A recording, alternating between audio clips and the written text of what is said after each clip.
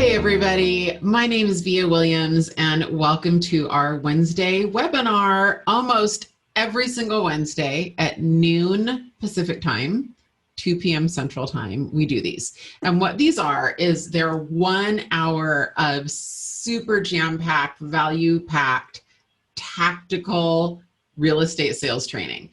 These started at the very beginning of COVID and they've kind of taken on a life of their own. And I always choose people to interview that are doing business literally like weeks before I interview them. So very recent business that have a really good business. And my goal is that you leave every single Wednesday webinar with 1 to 3 action items that you can act on within an hour of the webinar. So give us an hour and we'll give you something that you can implement within an hour. These are always free. There is zero obligation and they are open to all agents of all brokerages. And in fact, I'd love you to invite your friends and colleagues, no matter where they're practicing real estate. I am honored that Joe Platts is joining us. Joe Platts is one of the top agents from our Everett office. Welcome, Joe. That's a huge honor to me that you took your time out to join us today. Thanks for being here, buddy. All right, so last week we had a great powerhouse. Okay, we are not live. So Joe Platts, you did not get a shout out on Facebook. That's interesting. I'm gonna try it again. It's never happened to me.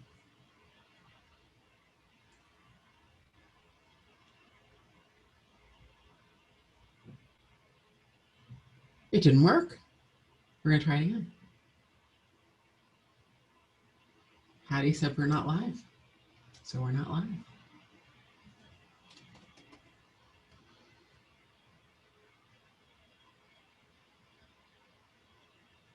Hattie, you're going to let me know, right? It was bound to happen once. This has never happened in a Wednesday webinar.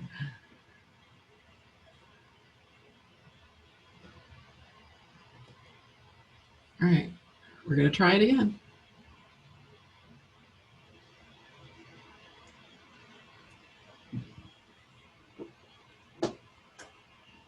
Let's see if this works, Cynthia. Let's see if we can go live on Facebook.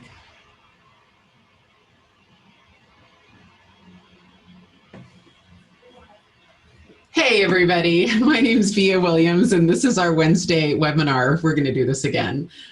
Full disclosure, I just did this intro because we thought we were live on Facebook and it didn't work. So we're doing it again. This is our Wednesday webinar. Like I said, we do these pretty much every Wednesday from noon to 1 p.m. Pacific time. And they are designed to give real estate agents super tactical, practical sales training that they can implement right away. My goal is if you give us an hour every Wednesday, within 1 hour of our webinar, you're going to take away 1 to 3 things that you can implement immediately to help your business.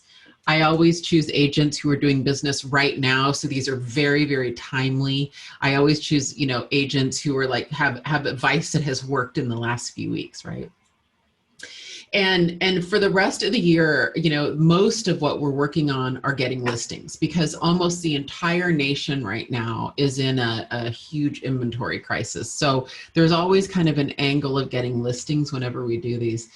And lately we've been talking to a lot of agents about farming. Farming is a really great way to do the long game in real estate. The challenge with farming is that it can be expensive and time consuming. So I've been trying to choose agents that started like free, like with no money, and who have built these great farm businesses. And today we're going to talk to Cynthia Freud, who's done that. Really quick though, before we do that, wanted to invite you. Next week is a really special Wednesday webinar. Probably one of the top 3 questions that I personally get, because besides being the director of growth for Kinney companies, I also have sold real estate for 18 years and have a real estate team. And so one of the biggest questions I get is, how did you get into luxury real estate? I have a really good, healthy luxury business. And I know that Jeanette Spinelli in Austin, Texas also gets that question. She has an incredible real estate business. So I'm bringing her on next week. And her and I are going to both talk about, we're going to walk you through the steps that we took to go into luxury real estate. For anybody who's wondering about that, you won't want to miss that. And those are important to be on live because you can interact and ask us questions if you're on live. Of course, there's always replays. Jeanette also has this really, it's kind of turned into this very famous program that she does, and she calls it her arrival and departure concierge service. And she's agreed to share that next Wednesday. So I'm really excited about that one. As always, they are always live on the Pivot Shift Ahead Facebook group. We're so grateful for James Shaw, Jay Papasan, April Murphy, for everybody who we kind of partner with to go onto that page live every Wednesday. It's just a win-win for everybody that we get to do that. So always want to thank them for that. And for those of you on our mailing list, you know how to get us as well. Today, I really want to focus on Cynthia Freud. I was so impressed with Cynthia. I moderated a panel for Keller Williams Mega Camp, and Cynthia was on the panel. And Cynthia, I think I emailed you within minutes of the panel. I can't quite remember. I'm going to unmute you right now. I think I emailed you within minutes and I said, you have to come on a Wednesday webinar. And so I want to tell everybody a little bit about you. And then I'm going to, we're just going to kind of launch into your business, right? Great. Welcome. Cynthia, you got some background noise there too, if you want to. I do? I think so. Something weird is happening on my end. I don't know. No worries. But there's like no noise. I'm in a room all by myself, so I'm not sure why that is. I'm getting this voices in my head. Are you hearing weird feedback? It's fine. And so just to let you know, I'm thrilled to be here, but I cannot see your face. It's very weird. I have this video preview thing rolling, and I'm sorry, I can't get it off, but that's okay. I can hear you perfectly. You're lucky you can't see my face. Consider that a blessing. Cynthia, so I just want to talk a little bit about you so that everyone knows who you are, especially if they have any referrals for you. You're in downtown Minneapolis. Yes. And you guys have had a fun year just like we've had in Seattle. Whoa. I think that you, Seattle, Portland, and Chicago, we need to get together and go bowling and talk about our cities this year. Anyway, different Seriously. topic. Yeah. So you've got this really cool niche. You specialize in the downtown Minneapolis condo market, and you've done that for a long time, right? Over 20 years. And you sell all sorts of super cool things like historic warehouse loft, luxury high-rise towers, townhomes, and brownstones. So you've got a really thriving luxury business and a regular business as well. Your team is consistently ranked among the top teams in the Minneapolis Keller Williams Integrity Lakes office, right? Yeah. And you consistently rank as one of the top agents in sales volume in the city of Minneapolis, which is awesome. And what's cool is you got this really cool storefront kind of right in the middle of your farm that we'll show everybody today. And also, huge congratulations to you. I know you and I talked about it this week, but you've been selected as the exclusive sales agent to represent the Four Seasons that's coming to Minneapolis, the first 5-star condotel, whatever you guys are calling it there in the area. So it's huge congratulations to you. I know that's a big honor. Thank you. Huge honor. Yes. Yeah. Well, why don't we start? I'd love you to start, Cynthia, by kind of sharing with everybody your new construction background, how you got started in this niche, because I think that's really relevant. Sure. Well, I just fell into it, to tell you the truth. I know people hate hearing that, but I was in the right place at the right time, and I was kind of open to what the universe was dragging me into. And so the new construction that I started with was all condo conversions from historic warehouses along our riverfront in the late 90s, in like 96, 97, when there was nothing but honestly like drunk Vikings tailgating going on in surface level parking lots. And like, okay, for a minute I forgot that Vikings was your sports team, and I was literally picturing Vikings. Oh. Like, why would there be drunk Vikings? Okay. No, literally the Minnesota Vikings.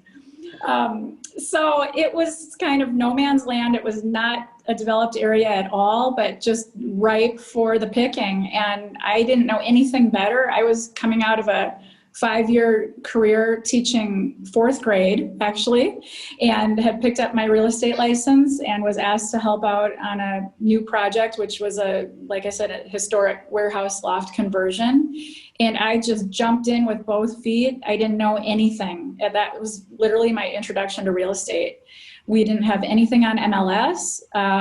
It was like hard hats and closed-toed shoes and, trudging through rubble and trying to get people to imagine looking through this, broken glass and dilapidated brick building onto the riverfront and trying to get them to pay $100 a square foot for what would be the Gold Coast of downtown Minneapolis.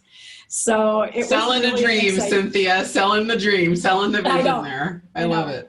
It was crazy. It was crazy. So fast forward 23 years and I have not left the block. I haven't left this neighborhood at all. I just really felt like for me, following the clients that already trusted me, that I had rapport and relationships with, just made the most sense even after each new construction project was complete. So I just stuck with them. I wasn't going anywhere.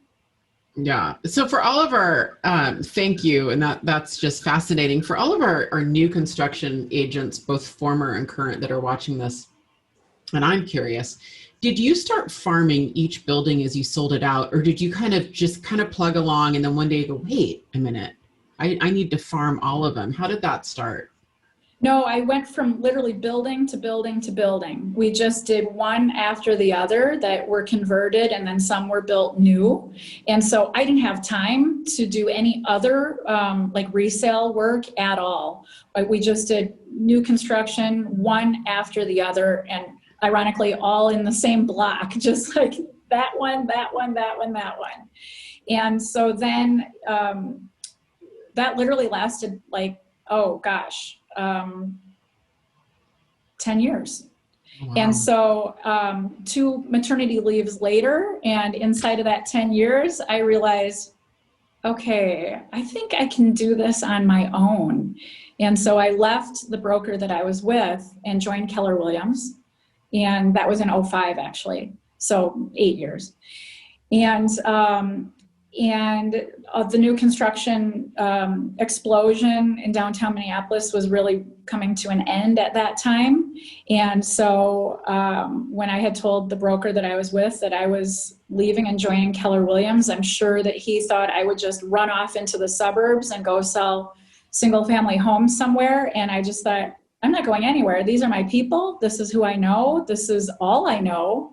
And I wasn't in the mood to try to learn anything new. So that's when I hit hard on trying to capture the resale market, because by that time, things were starting to turn over. And there was already a really established market in this little, very small geographic farm. And so I just went for it.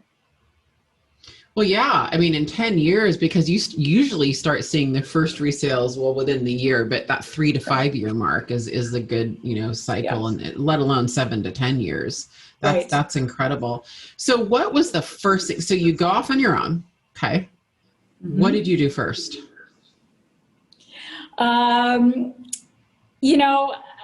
Again, this was like right when I was joining Keller Williams, when this transition was taking place. So, of course, I read the MREA book, and it was really my first time. The Millionaire Real Estate Agent book by Gary Keller. Yep, sorry, yep. Exactly.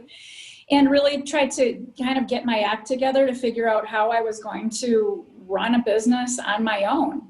And I just started with what I knew, and that was my people, and really went out and asked for the business. I got very involved, even more involved than I already was, in like a real grassroots level in the neighborhood. At that time, downtown Minneapolis was growing like gangbusters, and we had just started a brand new farmers market coincidentally, right across from where my office sits today.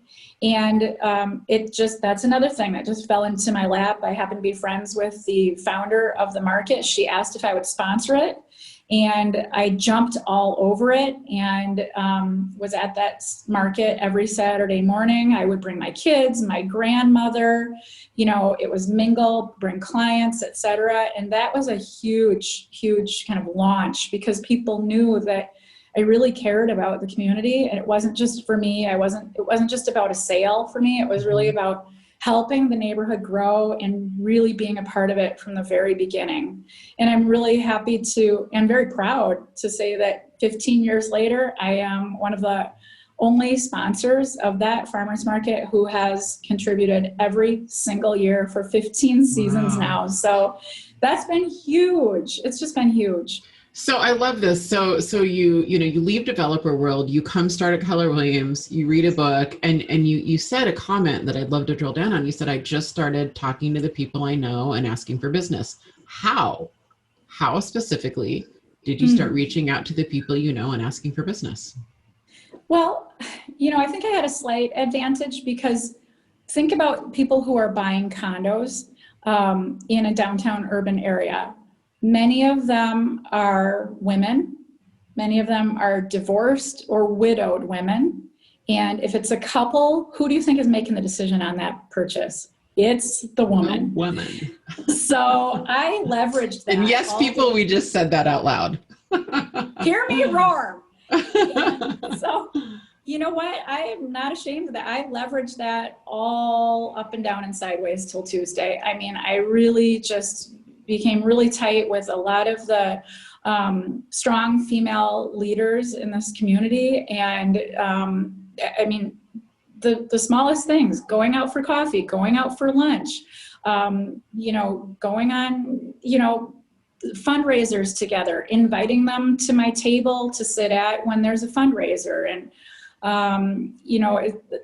downtown Minneapolis is a very democratic and progressive city as well, and I am too. So I had a lot in common with a lot of women right away, and we would, do things like go to fundraisers together. So it wasn't like I wasn't like going golfing at the country club. It was very kind of grassroots, getting involved with like the farmers market, like building the parks in downtown Minneapolis, anything that had to do with growing and nurturing the community. That's what I was focused on. And people really took note of that. So I'm curious, so you're getting involved in everything, how did you tie that into real estate? I think a lot of people, I don't know if they ask me a lot, like, my kids, I have 3 kids in school, well, 2 kids in school, and all the things that I do. And they're like, well, how do you tie that into real estate without coming off like you're an Amway salesperson or a used car salesperson? How do you tie all those activities you're doing into making sure they know you're a real estate agent and asking for business in a way that doesn't repel everybody? Yeah, right. Because that can be kind of revolting, right? And I have to admit, that's really hard for me. So I generally don't ask for the business. I know that's a total opposite from what we teach, but that is hard and it's uncomfortable for me. And so I much prefer to take the position of being an educator or a resource. So I would just much rather be available for people when they have questions about anything. Oh, you got your tax statement, your taxes seem too high. Let me look into that for you. Oh, sure, I'd be happy to give you an idea of what the value would be on your place today. And, really just coming from a standpoint of, I am here for you when you need help, rather than, let me work for you. That just seemed really gross to me. So I never want to be that kind of vulture. I just want to be here to educate and again, to be a resource. And at that time, I mean, this sounds arrogant. I don't mean it to sound arrogant, but I really did not have a lot of competition, because so many people that wanted to kind of jump on the bandwagon and sell real estate downtown were coming from the suburbs, for example, or they, didn't have any experience. And I knew every single building in this neighborhood inside and out, right down to the very last square inch of the kitchen, you know. So I knew the product, and that's something you can't fake.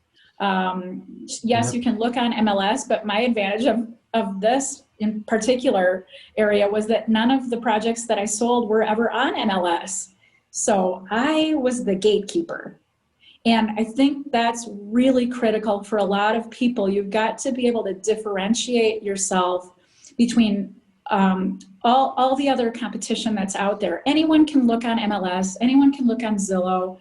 There's just so much information out there for consumers and agents. So what makes you different? What's your value, and why should they trust you? So if you can put yourself in the position to be the gatekeeper of all the information, you already have a huge leg up on all the competition.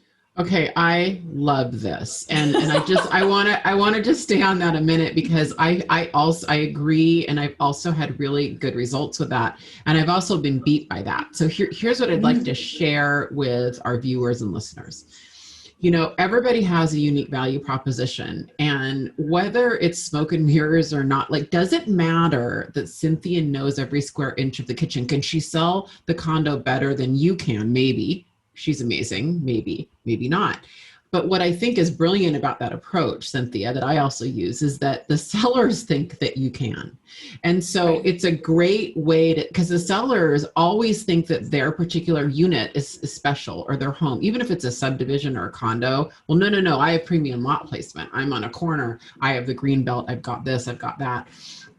And so they want the person that they feel can represent that, and that understands that, you know, so that they can then go on and, you know, that's who they want. That's who they trust to write the marketing comments. That's how they trust you more to negotiate, you know, because you can use those facts. You can outfact anybody. So yeah. I think just really wanted to stay on that a minute. Anytime you're a neighborhood expert, or you've sold out a community because you were in new construction sales, you have the edge. You just have to make sure that everybody knows you do. Don't be a secret agent. And we're going to get into that, right? The other thing I wanted to drill, because there's so much gold in that, Cynthia, I was like biting my tongue because I didn't want to interrupt you. I was like, there's so much to unpack here. The other thing that you said that I really feel strongly about, because I didn't realize how similar our businesses were, and I have personal experience with this, is that, because we're going to go into your emails in a minute, I have a feeling you let your marketing do the heavy lifting, and you just focus on the relationships and being of value.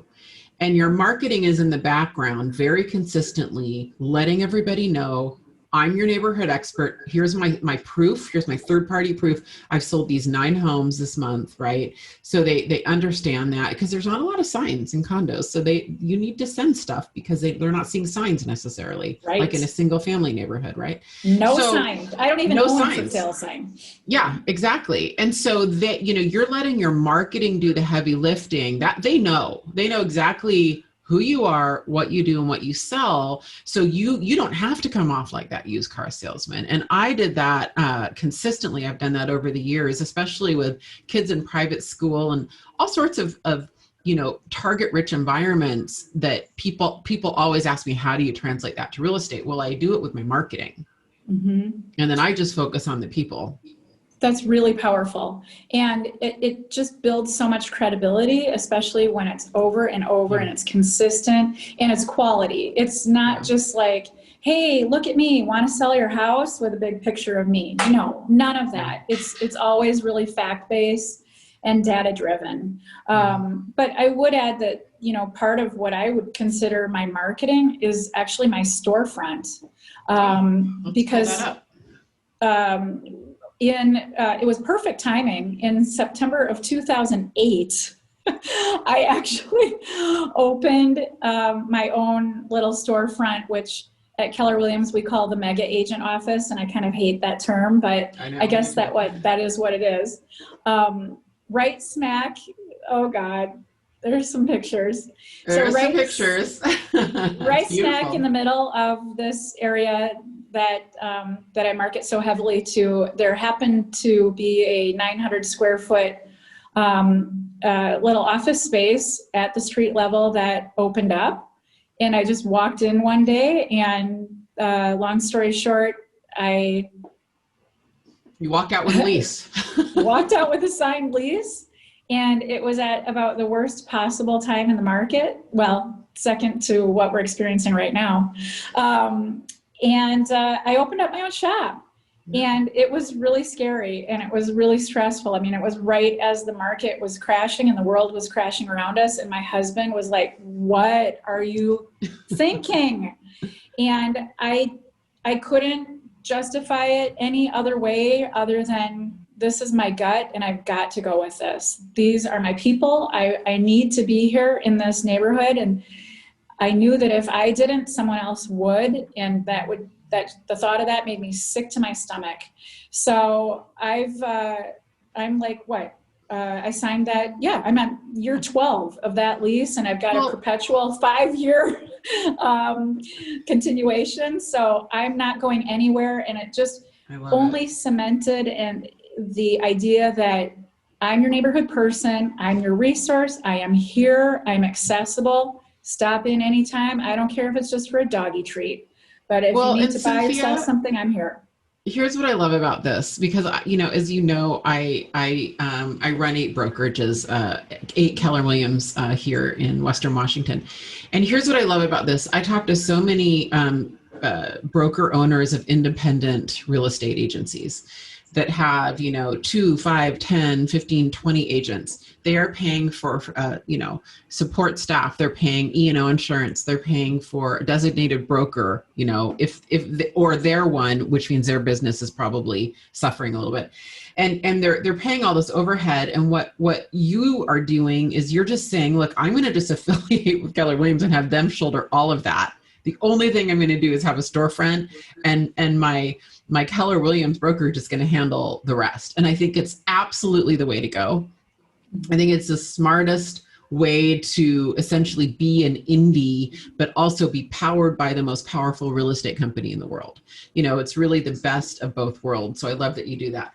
So I'm seeing here, I don't know if you can see the pictures because you have some challenges with your preview, but this is a picture of your storefront with all of the listing photos on it. Yes, and those light up at night, of course, because in about a month from now, of course they do. In about a month from now, it'll be dark at 5 o'clock. So, this is working for me 24 hours a day, 7 days a week. Great. So I can be at home in bed, snuggled up, or I can be in, California or the cabin or Paris or wherever. And this office is working constantly, nonstop. And I just love it when I'll go on an appointment or I'll meet someone and I'll say, oh, how did you hear about me? If I've never met them before, how'd you get my name? And they look at me like, duh. What? I walk by your office 3 times a day. I'm like a stalker. I'm always looking in your window. I get your marketing. I see you at the farmer's market. I see you here and there. And, and so I think it's working. It's working. And that's so validating because it's really scary at first and it's a huge risk, but when I hear things like that, it's very validating. And I think it's important to also note that I'm not just relying on that storefront.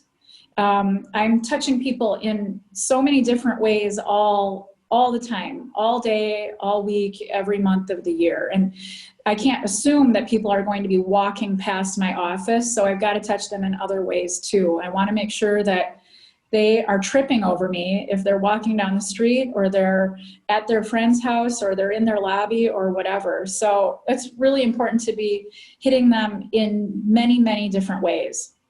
Mm-hmm. Well, that's perfect. A perfect transition to what got me the most excited to have you on, which is your Saturday emails. Mm-hmm. So I'm guessing that's how they started, that you needed a way to be in front of them and that you had a lot of emails, which is one of my questions. How do you get all the emails? It's what someone's going to ask. So I might as well ask. I try to anticipate questions and that's what I ask. And so my guess is that you had a lot of the emails selling new construction, and I'd love to learn how you got the rest. But can we start at the beginning with those? When did they start? What did they look like? What was your mindset? And I guess, how have they morphed and what have they done for your business? Yeah, it was not anything that was really super planned and thought out. Anyone that knows me just knows that I can be a little bit spontaneous and just come up with these random ideas that sound fun. And then I have no idea how to implement them. That was one of those random ideas. And I'm sure that I copied the idea from someone else that I saw that was doing it. And I thought, that's really a cool idea. I can do that and I can do it better. And I've seen so many agents in our city that have started it and never followed through. They'll do it for a month or two or a year and then never again. And so it's been really inconsistent and the quality hasn't been that great. And like with anything, I just think, you don't have to be a genius. Just take something that you like and make it better. So we just started with the database that we already had. And obviously, if you're working with clients, you've got their emails. And so start with the people who already know you and want to hear from you and value what you have to say, and then add to that. So we started, I think it was only maybe 2.5 years ago, early 2018. That we started this, and it was pretty raw. I mean, it was really kind of. Should I show one of your original ones that you shared with me? I asked her to send me like an original one and then a new one. So this is one of your originals, right? Yeah. Okay. So that was Father's Day of 2018, and that's why the dad reference there. But it was our graphic designer put it together, and we were super proud of that. Yeah. It got the basic message out of what we have. Again, the idea is we have total market share. We didn't, of course, but we want people to think we do. And so I would much rather be I'd rather be a big fish in a small pond than just the opposite. So, if we can kind of be the queen of the small castle over here, I'm happy with that. I have no intention of dominating the entire city, but I am very territorial about the different neighborhoods downtown that have the condos where I want to market. I know I'm all over the place here, but that's a whole other story. Okay. I'm scrolling through kind of one of these. So what I'm seeing is, you highlighted, let me go back to the top. So you highlighted listings, right? So we've got some listings highlighted front and center. So with some coming soons. We can't do that in Washington. Very jealous. We can't do that anymore here either. Oh, you can't anymore? Yeah. No. Yeah. Well, those were the days. And then it looks like we've got neighborhood involvement in a database type of an event here that you're promoting. It looks like we've got some a call to action, showing them an event you had. Those were two big events, and that's another thing. The events that I started doing have become annual traditions, like I know so many people do, but again, it's the giving back. So one was the ice cream social in the park, and that turned out to be an annual summer event. Huge. You give somebody an ice cream cone and you'd think you just gave them keys to a Mercedes. It's just amazing. People love it. And then I'll choose a Mercedes, but I love that. Yeah. And then the other event was our little state of the market address that we have done annually as well. And people come and just hear about what's happening in the condo market in downtown Minneapolis. So again, it's that always being the resource and not asking for business, but providing all the information. That's great. So then, so you basically formed that original list with people that you already knew. How did you get new email addresses, email addresses you didn't have? That's been a slow process, but I didn't want it to be just like gross spam, just full of garbage and sending out to people that are just going to put it in the trash anyway. So I think it grew really organically, literally one by one with clients that we got, business associates, other agents as well. So as a matter of fact, I just got an email last week from an agent that I've never met her. The name was vaguely familiar. She works in the suburbs and she just simply said, "Thank you so much for this. I've been getting your emails for a couple years and I love what you're doing in Minneapolis." I've never even met her. So there again, I'm trying to be a resource for colleagues as well, because the more educated they are, the better we all look, and it makes my job easier. Mm-hmm. So anyway, it just really grew organically, and I think a lot of it is existing subscribers forwarding it to their friends and neighbors, like, hey, are you getting this? You should get this. And then they sign up and so on. And so I did check the stats on this. We started at about 800 subscribers. That was in 2018, and now we're at 1,500. So okay. I don't know if that's good or bad, and I don't care. What I care is that the people that are getting it want to get it and value it. So we have the ability, of course, to check the analytics kind of on the back end. And we have, I think we average about a 38% open rate. Oh, that's really good. That's Some really as high good. as 40% open rate. So that's huge. Mm-hmm. And then we track all the click rates as well. And then of course we can tell our clients, like, okay, your listing was the second most popular listing that was clicked this week, in our Saturday email. And then of course those clicks go straight to our website, and then they can get lost on the website for a long time if they want to. So that's just been a huge resource. And it's so funny because I'll hear from people, and we ask for feedback, by the way. What do you want to see more of? What's not interesting? What's not valuable? And I literally, again, have people I don't know, never met them, have no idea who they are, say, we love getting your Saturday emails. We always know when it's 7 a.m. because we get your email at 7 a.m. every Saturday. And then they talk about it in the gym or down in the lobby. Oh, did you get the email today? Did you read about the new thing that's coming up? Or what about the event that's going on Saturday afternoon? I mean, it's just crazy. So it's effective. Now we have to keep going with it for sure. Well, I just want to jump in because you're just saying so many gold nuggets right now. A list of 1,500 that you are as interactive with as you are, that are part of your farm, that you're hitting and all, that is a way more valuable list than a list of 50,000 to me. Yeah. Of random people, trying to shoot fish in a barrel, right, with a scatter gun. So, I mean, I think that it's targeted, it's niched. And here's what's interesting. The reason I asked you to share one of your originals is because I knew that once I shared your final product, because I get them, you put me on your list. And so I get your final product. I knew that the minute I shared that, it would feel out of reach for people. And so it was important for me for them to see that what you started with only 2.5 years ago, look at the more. So I'm going to screen share, and I'm going to screen share your new one that is beautiful. But that's why I wanted to start with that one, because I didn't want people to go, oh, forget it. I'm not there. I can't do that. Because I think that A, you've solicited feedback, and B, you just get better over time at anything you do. You start going towards your 10,000 hours. So this is your newest, one of your latest ones, and it's beautiful. That's our little logo. So every one starts with that little logo. Yeah, it's gorgeous. And I mean, your graphics are spot on. Your color palette is consistent. Your branding is good. It's a really nice use of white space. Immediately when you polled your group, they said they wanted to see data, right? That's what they told you. That was the number one thing. That's actually the email we sent when we were asking most recently for feedback. We want to hear from you.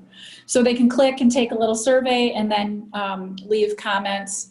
And it was overwhelming. Data. We want the facts, Jack. I mean, that's what people want. Well, and it's data in their own neighborhood. This is micro neighborhoods, right? Which is exactly what they want. They can find state of Minneapolis or city of Minneapolis, state of Minnesota data anywhere, county data. This is what matters to them. What's happening in our neighborhood. Right. And we will pinpoint it right down to the building. So we've been invited by different homeowners associations to come and talk to their building to do a specific tailored event just for that building. I mean, that's how far down we will take it. Because, in any big city, this building necessarily has nothing to do with the values of the building next door. They may not be apples and oranges, you know, For sure. So just like in any city, you can't look at all of Minneapolis and St. Paul, the Twin Cities metro area, and think that that's the data for everything. It's not. So I always, again, I'm trying to be the educator and the resource and tell people, you've got to pull out the downtown condo data and separate that from the rest of the pack, because that paints an entirely different picture. And this year, it's not a pretty picture. And I'm being really honest with people about that. Yeah, I mean, you could see units sold is down 23.4%, you know, year on year. That is rough. That's rough. And you think my phone doesn't start ringing at 7:05 a.m. after people look at that? Average price down 1.7%. Yeah. Yeah, I mean, they have questions. It's meant to generate curiosity and questions and interest. But you know, I want to make sure people know that this takes time. This takes a lot of experience to be able to answer questions that those people have. I mean, I've been doing this for 23 years, so I don't want new agents to think that this is overnight. You're going to have all the answers. There's no silver bullet other than experience and hard work. You know, you have to know your product. And you have to preview. You have to preview. I say it till I'm blue in the face, especially if you guys, any of you watching, want to get into luxury. You have to commit to the discipline of previewing product every single week. It's really the only way that you're gonna learn, and it'll ramp up your learning curve. So but guess what? When you have but can I just jump in? Of course. When you have a small enough geographic farm, that's easy to do. I'm not covering 50 square miles. Now, don't get me wrong. I am surrounded by so many people much smarter than I am who cover massive territory. I don't know how they do it. For me, I wanted a very small, very boutique-y, very niche type of business. So it's very easy for me to know all the product because I'm not driving 40 miles a day. I'm walking 4 blocks. You know, I mean, so. Do you live in this market area as well? No, but everyone thinks I do. I love that. So I've got 2 teenagers at home. You would not want me living in the apartment above you. So, but. I get that, sister. I get that. So, but here's the thing, because no, you do not have to live in your farm. And I tell people that all the time, and they don't believe me. They think, well, yes, you have to live in your farm. Tiffany Fikes, who we had on a few weeks ago, that has a huge farm business in Nashville, she doesn't live in her farm either. And she kind of answered it the same way. No, but they all think I do, you know, and she'll sometimes drive to go walk her dog in that neighborhood. Yep. The beauty is my office is in the farm. So they're seeing me all the time at every single restaurant. I mean, I make sure they are seeing me. And that's huge. I mean, those personal relationships. So yes, they can get your emails. Yes, they can get your direct mail flyers. They can, you know, get your tweets, whatever. But nothing will ever replace seeing you face to face. Mm-hmm. Well, let's go down. I love how, so you have the data and then you immediately solicit feedback, which is interactive. And I love it. There's a lot of studies that show that engagement is increased if somebody knows they're going to be asked about something. So you have that right up front. Talk to us about this. What happens when they click these boxes that say click below? For all of you listening, driving, can't see the screen, there's a box that says click below to curate the best content for you. And then the choices are listings, events and neighborhood happenings, market data, lifestyle and leisure pieces. I almost said leisure like I was Canadian. Behind the scenes with Cindy and Lynn, spotlight series. So do you have different emails for each one of these interests? What happens? No, but it's one, everybody gets the same email, but we will use this kind of information to understand what people want the most of. So it's obviously not, you know, data was the most important thing people want, but that's kind of boring. So we do sprinkle in lifestyle pieces. We have little series that we've started, little spotlight series, but we want to make sure that there's a nice variety for everyone, because not everyone wants to see charts and graphs all day. So we'll put video in, we'll do neighborhood events, you know, things to that nature, lifestyle type of things. And I love, so you've got video embedded in here. It looks really, really sharp. That's fantastic. Beautiful design, how you're featuring your listings. I think this is really, really great.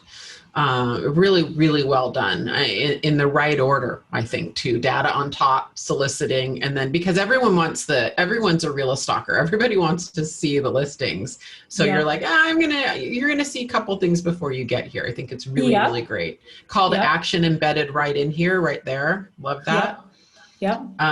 Browse the full collection, another click through that can go to, I'm assuming, your IDX feed. I'm assuming that goes to your website. Is that? It does go to our website. And actually, to be honest, the listings that you just scrolled through, those are only half of our current listings because we have so much inventory right now that the scrolling of all the listings was getting to be so long and exhaustive. We just thought, oh my God, we can't show all this you're the inventory. only person in the United States that has too much listing inventory right now, FYI. So we're all like, what? So we had to cut our list in half. You're either the A list or the B list, and we go every other week with putting in the new list, the listings, because the list was getting so long. So and then it just looks stale. We don't want the inventory to start looking stale. And also, this is really exhausting for my team that puts this together, but we put new photos in of each listing every single week because we don't want them to ever look the same. We want to keep it fresh and keep things exciting. So we switch up the photos every time. Got it. And then down here, it looked like there's an event. Farmers Market. Farmers Market. Beautiful design, beautiful sketches. I really love what you've done with that. And then giving away our free pumpkin. Sidebar. Oh, that's join Instagram. Follow us on Instagram. Oh, great.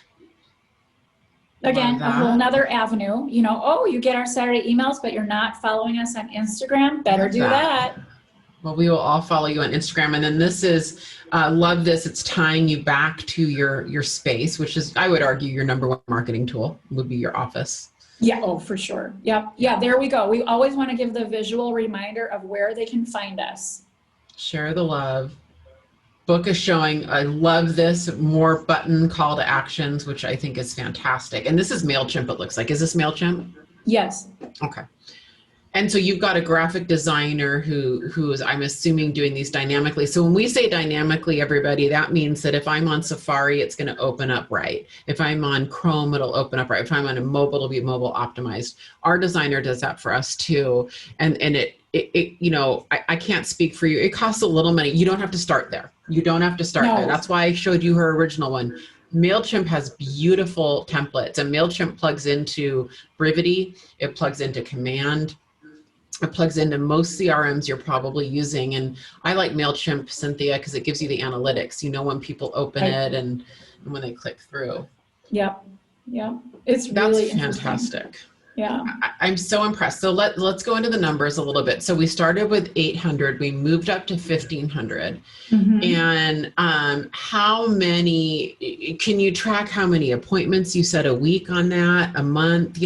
How many direct pieces of business can you attribute to that? Or would you say that it's just such a constellation of everything you're doing, it's hard to attribute one thing?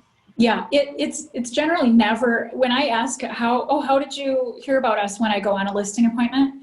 It's generally never one thing. They don't say, oh, I know you are a sponsor of the farmers market, or, oh, I walk by your office, or, oh, I get your market. It's all those things. I get your marketing, and I walk by your office every single day, and you sold my neighbor's home, and I won tickets from you when you did your ticket giveaway for the International Film Festival. It's generally a lot of different things, and that is no mistake. That is not an accident. That's exactly what we're trying to do. Yeah. Well, this is fantastic. I think that what you exemplify is the notion of going small to go big, and in fact, it reminds me, Cynthia, of Reese and Trout's book, Positioning, which is basically find a market segment that you can be number one in. Right? I have not read that yet. Positioning. It's a classic book, and I highly recommend it to everybody. Reese is spelled R-I-E-S. And so that's what this reminds me of. So we have a lot of agents here who are either former new construction agents, current new build, new construction agents. Every region has different names for it, or simply your neighborhood experts. What advice would you give them as we kind of wrap this up? What advice would you give them to just start? They're overwhelmed. They're like, I want to start a resale business. I kind of want to jump in and do what Cynthia did. What would you say would be a good first step and maybe second step for them? I mean, there's just so many tools to pick in the toolbox. I think do what feels most natural for you. I think a lot of people feel like, oh, I have to have a fancy website. Oh, I have to have a team. Oh, I have to have a billboard or ad in the magazine or whatever, or, at my own office or whatever. I mean, you don't have to have the fancy website or the, 10,000 followers on Instagram or whatever. This is a people business. And if you don't have your people, you don't have a business. So you really have to start there. And we have a saying in the office this has been a tough year. I'm not going to lie. We've been doing a lot of head scratching and soul searching. And the bottom line is what my teammate Lynn and I always say to each other is, when we ask, how are we going to do this? The response is always the same. One by one. That's right. We are going to do this one by one. I could almost cry because that's literally everything. That's everything. Whether it's business or personal relationships, that's how I built this business. That's how I built a team. It's not 10 by 10 or 1,000 by 1,000. It is literally one by one.